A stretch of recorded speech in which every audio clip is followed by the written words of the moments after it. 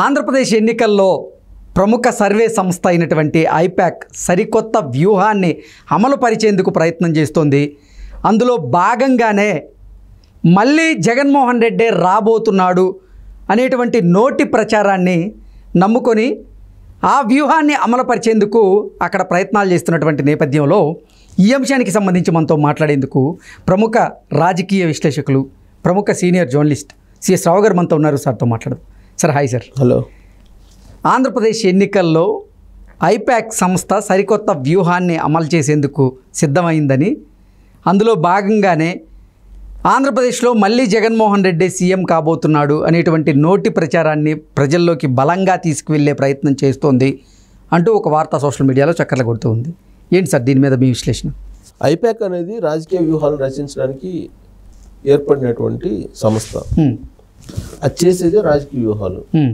అయితే ఎప్పటికప్పుడు మారిన పరిస్థితుల దృష్ట్యా అది అడుగులు వేస్తూ ఉంటుంది. 2014లో ఐపాక్ ఏం చేసిందో మనందరం చూసాం. ఎక్కడెక్కడ సామాజిక లోపాలు ఉన్నాయి, సమాజంలో ఎక్కడెక్కడ లూప్ హోల్స్ ఉన్నాయి, ప్రత్యర్థి యొక్క బలహీనతలు ఏంటి, వీటన్నిటిని ఐడెంటిఫై చేసి అది ప్లే చేసింది. ప్లే చేయడం ద్వారా జగన్మోహన్ రెడ్డి 151 మంది ఎమ్మెల్యేలతోటి ముఖ్యమంత్రిని చేయగలిగింది.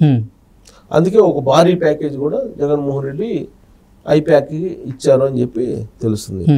అసలు జగన్మోహన్ రెడ్డికి ఆ తర్వాత నుంచి ఐపాక్ అనేది అసలు ఇండివిజువల్గా ఎందుకు ఉండాలి, అది అసలు మన సొంతం ఎందుకు కాకూడదు అని చెప్పి ఒక ఆలోచన ఆయనకి కలిగింది అనేది ఆయన తరఫున ఉండేటువంటి కొంతమంది చెప్పేటువంటి మాట.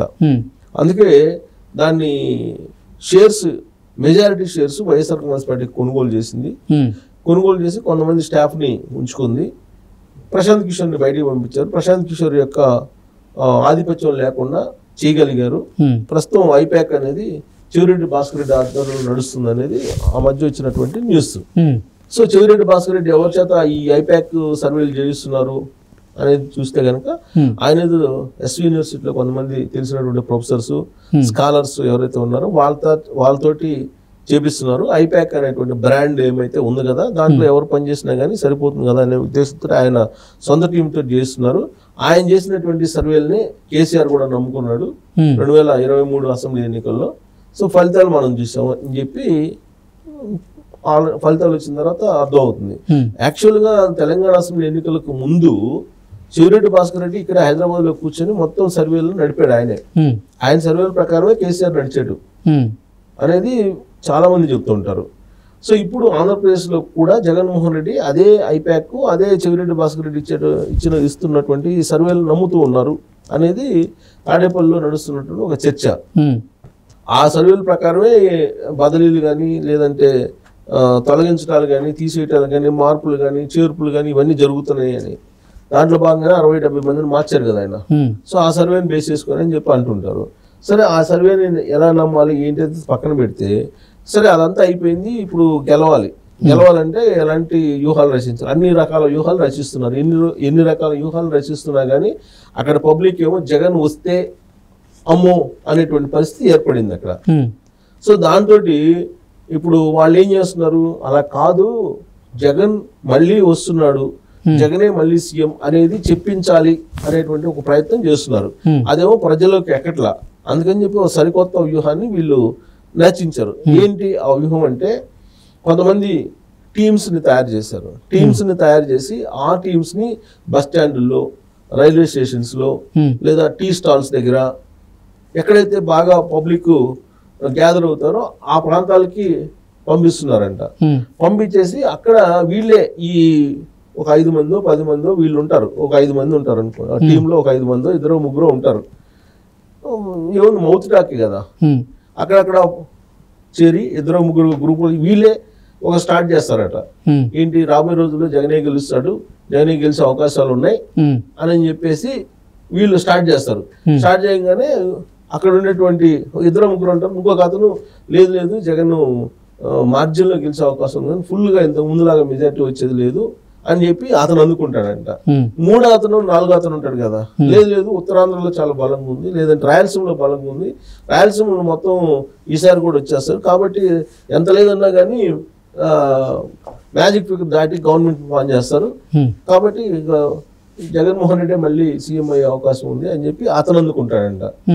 ఇంకొక అతను 4 అతను వస్తారు. లేదు నవరత్నాలు బాగున్నాయి, నవరత్నాలు బ్రహ్మాండంగా పనిచేస్తున్నాయి, మొత్తం మనకి కింద వాళ్ళంతా బిలో పావర్టీ లైన్ అయినా మనకంటే వైఎస్ఆర్ కాంగ్రెస్ పార్టీకి వేస్తారు కాబట్టి వైఎస్ఆర్ కాంగ్రెస్ పార్టీ అధికారంలోకి వచ్చిందని అతను అందుకుంటాడంట.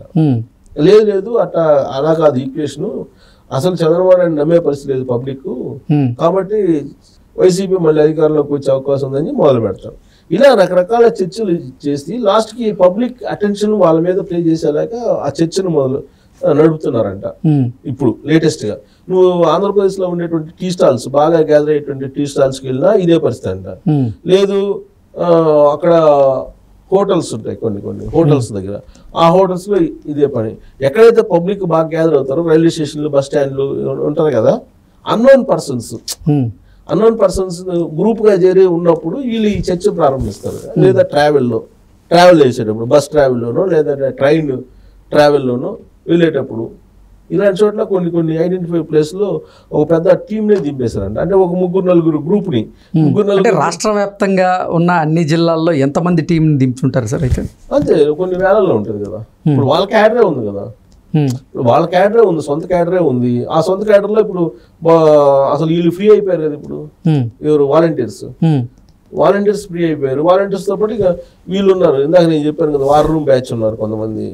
వాళ్ళు కాకుండా ఇంకా ఆల్రెడీ నీకు గ్రామ స్థాయిలో ఉండేటువంటి కొంతమంది క్యాడర్ ఉంటారు.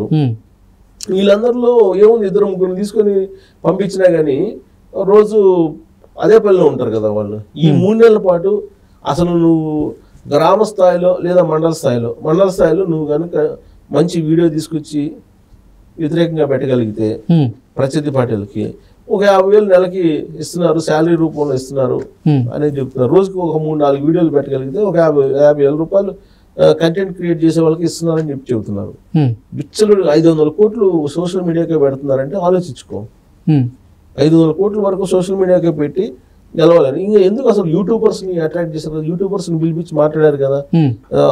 టిక్ టాక్ దొరకారు వచ్చి సీఎం చైర్ లో కూర్చొని వీడియో చేశారు కదా, ఇప్పటివరకు ఆయన మీద యాక్షన్ లేదు కదా. సో కాబట్టి వీళ్ళు రకరకాల ప్రయత్నాలు చేస్తున్నారు ఐపాక్ వాళ్ళు.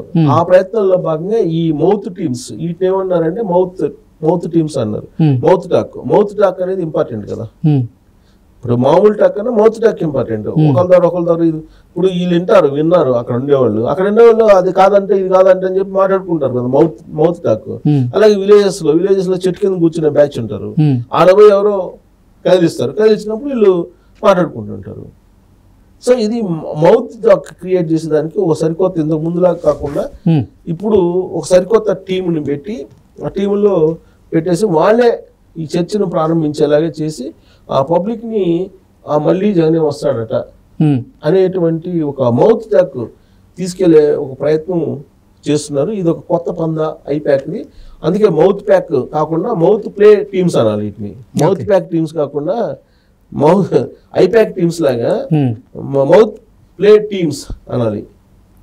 సో ఈ మౌత్ ప్లే టీమ్స్ ద్వారా జగన్మోహన్ రెడ్డి మళ్ళీ సీఎం అనేటువంటి ప్రచారం చేస్తున్నారు. మరి అది ఎంతవరకు వర్కౌట్ అవుతుందో చూడాలి. Okay sir, thank you so much.